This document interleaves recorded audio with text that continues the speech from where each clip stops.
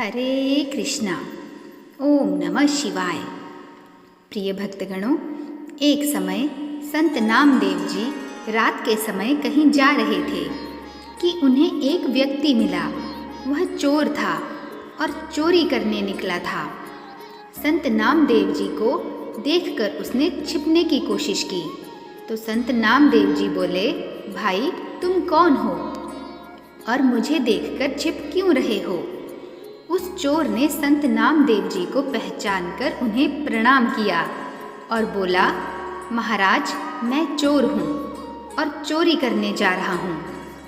संत नामदेव जी ने कहा, भाई यह धंधा छोड़ दो और कोई ऐसा काम धंधा करो जिससे तुम्हें किसी को देखकर भय ना लगे और छिपना ना पड़े। चोर ने कहा, महाराज मेरे पिता भी यही काम करते थे और मैं भी केवल यही काम जानता हूँ। इसके अतिरिक्त दूसरा कोई काम मैं नहीं जानता। फिर मैं पढ़ा लिखा भी नहीं हूँ और ना ही मेरे पास इतना धन है कि व्यापार आदि कर सकूँ। यदि मैं यह धंधा छोड़ दूँ तो फिर परिवार का पालन पोषण कैसे करूँगा? उसका यह उत्तर सुनकर संत नामदेव जी बोले, अच्छा भाई तुम यह धंधा बेशक करो, परंतु हमारी एक बात मान लो। चोर ने कहा, आज्ञा कीजिए। संत नामदेव जी ने कहा, पहले वादा करो कि तुम हमारी बात मानोगे। चोर के वादा करने पर संत नामदेव जी बोले, आज से तुम किसी भी परिस्थिति में झूठ मत बोलना, सदा सच बोलना, तुम्हारा कल्याण होगा। यह कहकर संत नामदेव जी तो अपने रास्ते चल दिए। इधर चोर सोचने लगा कि झूठ नहीं बोलूँगा तो काम कैसे चलेगा, पर अब तो संत नामदेव जी से वादा किया है, अतः कुछ भी हो जाए अपना वादा नहीं तोड़ूंगा। यह सोचकर चोर भी चोरी के इरादे से एक ओर चल दिया। कुछ दूर जाने पर उसे एक और व्यक्ति नजर आया। वह वास्तव में वहाँ का राजा था, जो भेष बदलकर नगर का भ्रमण कर रहा था। उसने भी चोर को देख लिया। राजा ने उस चोर से धीरे से पूछा, तुम कौन हो और इस समय कहाँ जा रहे हो? चोर मन ही मन विचार करने लगा कि झूठ तो मैंने बोलना नहीं है, इसलिए सच सच बता देता हूँ, जो होगा देखा जाएगा। मन में यह विचार कर उसने उत्तर दिया, मैं चोर हूँ और चोरी करने के इरादे से घर से निकला हूँ। राजा चकित हुआ कि यह कैसा चोर है जो स्वयं ही बता रहा है कि मैं चोर हूँ। उसने आश्चर्य प्रकट करते हुए कहा, क्यों हंसी करते हो? तुम अवश्य ही कोई सैनिक या गुप्तचर मालूम होते हो। चोर ने कहा, नहीं, मैं मजाक नहीं कर रहा हूँ, मैं वास्तव में ही चोर हूँ और चोरी करना मेरा धंधा है। राजा ने कहा, भाई चोर तो मैं भी हूँ, परंतु अभी नया नया ही यह काम शुरू किया है। अच्छा हुआ तुम मिल गए, आज दोनों मिलकर चोरी करते हैं। यदि तुम्हारा ख्याल हो तो राजमहल में चोरी करें। चोर बोला, पागल हो गए हो, राजमहल में कैसे जाएंगे? राजा ने कहा, घबराओ नहीं, मेरी बात ध्यान से सुनो। मैं पहले राजमहल में नौकर था, परंतु राजा ने किसी बात पर रुष्ट होकर मुझे नौकरी से निकाल दिया। चूंकि राजा ने मुझे निकाला था, इसलिए दूसरा कोई मुझे नौकरी देने को तैयार नहीं हुआ, इसलिए मैंने यह काम अपनाया। मुझे राजमहल के एक एक गुप्त द्वार का पता है। चलो आज राजमहल में भाग्य आजमाते हैं। यह कहकर राजा उस चोर को साथ लेकर राजमहल के पिछवाड़े जा पहुंचा और गुप्त मार्ग का द्वार खोलते हुए बोला, तुम पुराने चोर हो, अंधेरे में देखने का तुम्हें अभ्यास है, इसलिए तुम अंदर जाकर माल बटोर लाओ, मैं यहीं पहरा देता हूँ।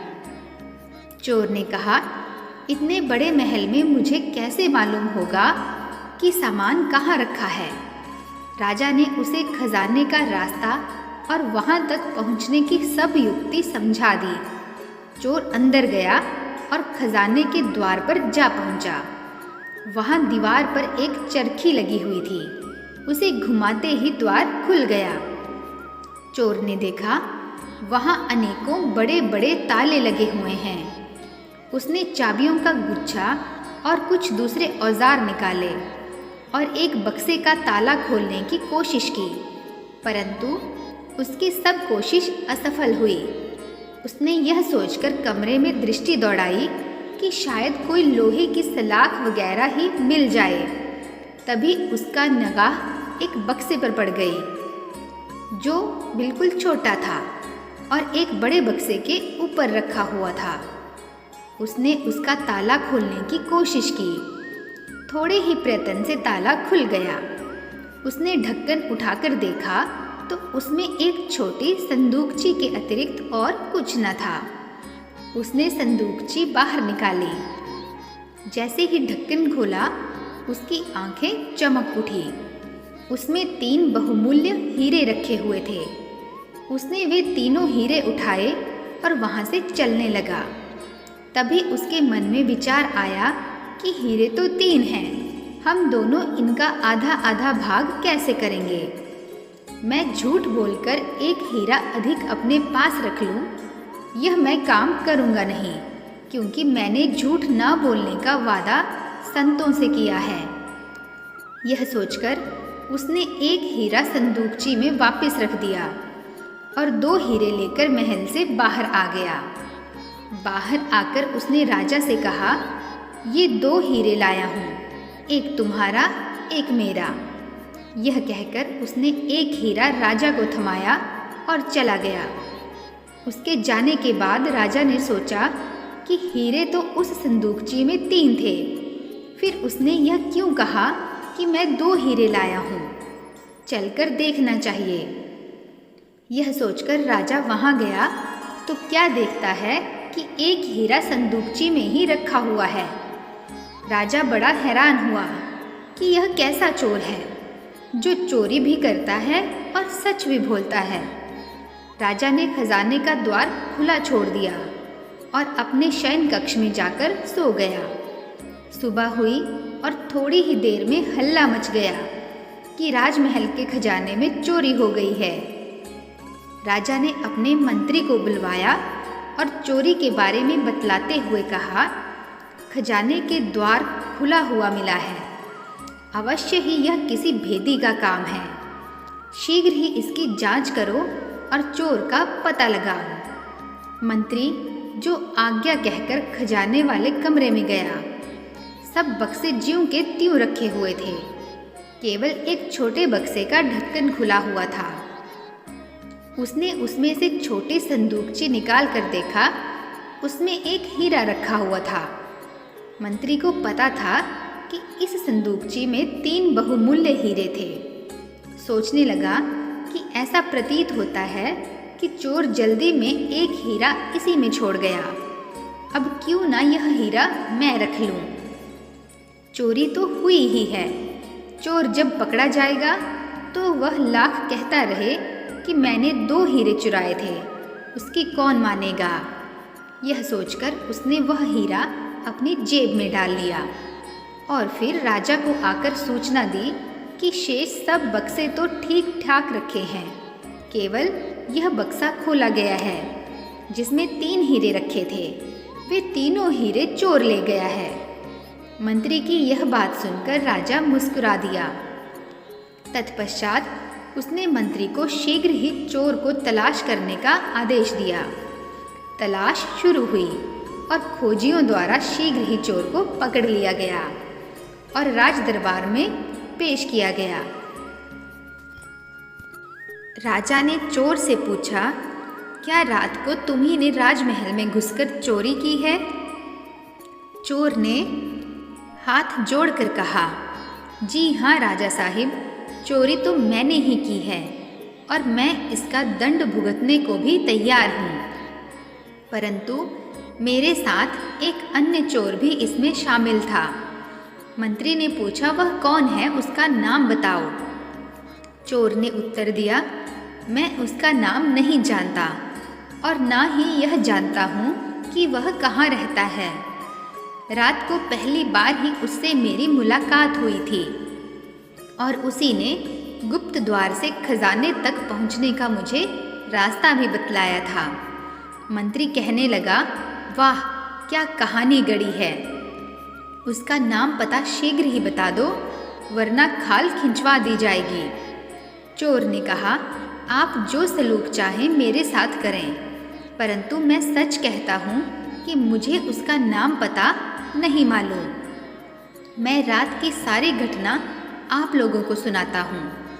यह कहकर उसने रात की सारी घटना ज्यों की त्यों वर्णन कर दी और वह हीरा जो उसके पास था निकालकर राजा के आगे रख दिया। सुनकर मंत्री क्रोध से भड़क उठा। तुम चोर हो, तुम्हारी बातों पर विश्वास नहीं किया जा सकता। तुम कहते हो कि तुमने 2 हीरे चुराए थे और उनमें से एक अपने साथी को दिया था, परंतु चोरी तो 3 हीरे हुए हैं। फिर तीसरा हीरा कहाँ गया? चोर के कुछ कहने से पहले ही राजा बोल पड़ा, मंत्री जी, यह चोर ठीक कहता है। हीरे 2 ही चोरी हुए थे और इसने उनमें से एक हीरा अपने साथी को दिया था और एक स्वयं रखा था। और इसका सबूत यह है कि रात को इसका साथी मैं ही था। मैं रात को भेष बदलकर जब नगर में घूम रहा था तब इससे मेरी मुलाकात हुई थी और जो हीरा इसने मुझे दिया था वह यह रहा। यह कहकर राजा ने जेब से हीरा निकालकर सामने रख दिया। दरबार में सन्नाटा छा गया। राजा कुछ देर मौन रहा, फिर बोला, जब यह मेरा हिस्सा मुझे देकर चला गया तो मैंने खजाने में आकर इसकी जांच की कि यह झूठ बोल गया है कि सच, और मुझे वहां पहुंचकर और यह देखकर बड़ी हैरानी हुई कि तीसरा हीरा संदूकची में ही था। मंत्री जी, वह हीरा आप अपनी जेब में से निकालिए। राजा के यह कहते ही सबकी नजरें मंत्री की ओर घूम गई, जो अब भय के मारे थर थर कांप रहा था। राजा के आदेश से हीरा उसके पास से बरामद कर लिया गया और चोरी के अपराध में उसे कारागार में डाल दिया गया। तत्पश्चात राजा ने चोर से कहा, तुम चोरी भी करते हो और फिर सच भी बोलते हो, उसका क्या रहस्य है? चोर ने संत नामदेव जी से मिलने और उनसे सदा सच बोलने का वादा करने का संपूर्ण वृतांत राजा को सुना दिया। राजा ने कहा, मैं तुमसे बहुत प्रसन्न हूँ और तुम्हें अपना मंत्री बनाना चाहता हूँ। चोर ने कहा, राजा साहिब, यह आपकी मेहरबानी है, परंतु जिनका वचन मानने से ही आज मुझे आप मंत्री पद देने को तैयार हो गए हैं, मैं तो अब उनकी ही शरण में रहूँगा और उनके वचनानुसार चलकर अपने जीवन का कल्याण करूँगा। ऐसा मैंने निश्चय कर लिया है। तत्पश्चात वह संत नामदेव जी की शरण में गया और उनकी संगति में सेवा और सुमिरन करके उसने परम पद की प्राप्ति की। तो प्रिय भक्तों, आप सब भी प्रेम से बोलिए, जय श्री कृष्णा। आशा करती हूँ कि मेरे द्वारा सुनाई गई यह कथा आपको अत्यंत पसंद आई होगी। यदि आपको कथा पसंद आई हो तो चैनल को लाइक, शेयर तथा सब्सक्राइब अवश्य कीजिएगा। मिलते हैं नेक्स्ट वीडियो में। तब तक के लिए जय श्री कृष्णा। नमस्कार।